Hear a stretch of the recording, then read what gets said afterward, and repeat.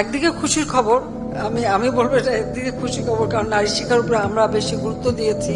নারী শিক্ষার ক্ষেত্রে মেয়েরা আসলে একটা সময় ছিল স্কুলে যেতেই পারতো না, যেতও না, বা বাবা মাও দিত না একটা সময়, এরকমও ছিল অবস্থা, সে পরিবেশটাও ছিল না। এখন কিন্তু সেটা নেই। আমাদের প্রাথমিক বিদ্যালয়ে আমরা দেখছিলাম মাত্র 54% ছাত্রীরা যেত, আজকে 98% ছাত্রীরা যায়। আর এখানে ফলাফল দেখে যে জিনিসটা আমি দেখলাম, আমি হিসাব করছিলাম যে প্রত্যেকটা বোর্ডে কোথায় আমাদের শিক্ষার্থী বা পরীক্ষার্থীর সংখ্যা কত।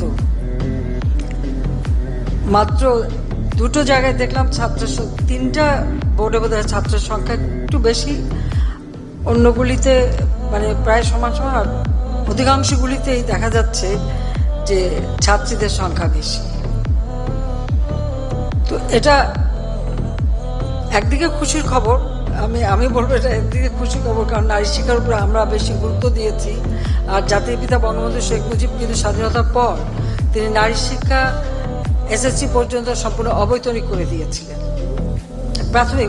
প্রাথমিক বিদ্যালয়, প্রাথমিক শিক্ষা সম্পূর্ণ অবৈতনিক করে দিয়েছিলেন, এবং নারী শিক্ষার সেটাকে আমরা অন্তত এসএসসি পর্যন্ত এখন অবৈতনিক আছে, সেটা আমরা করতে পেরেছি।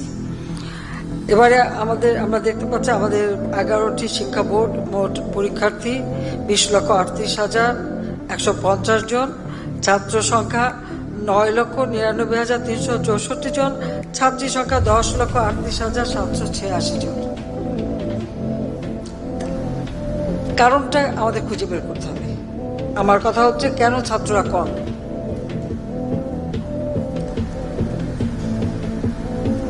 আমি এটুকু বলবো যে এখন থেকে আমাদেরও সেটা উদ্যোগ নিতে হবে যে কি কারণে আমাদের ছাত্ররা কমে যাচ্ছে। পাশের হারের ক্ষেত্রে দেখা যায় অনেক ক্ষেত্রে মেয়েরাই অগ্রগামী, সেটা খুব ভালো কথা, কিন্তু তারপর আমি বলবো যে এই বিষয়টার দিকে আমাদের দৃষ্টি দিতে হবে।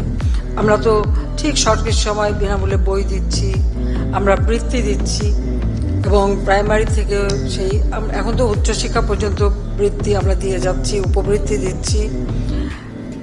আমাদের ডিজিটাল বাংলাদেশ আমরা গড়ে তুলেছি।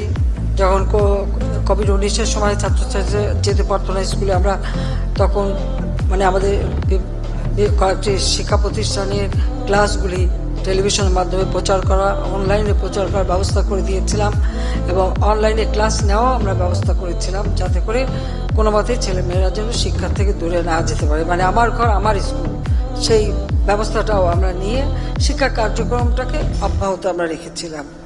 কাজে এখন থেকে সমস্ত ফলাফল থেকে শুরু করে সব কিছুই ডিজিটাল পদ্ধতিতেই করা হয়, সেখানে আর অন্য কোনো কিছু করবার কোনো সুযোগও থাকে না। কাজে আমি এটুকু বলবো যে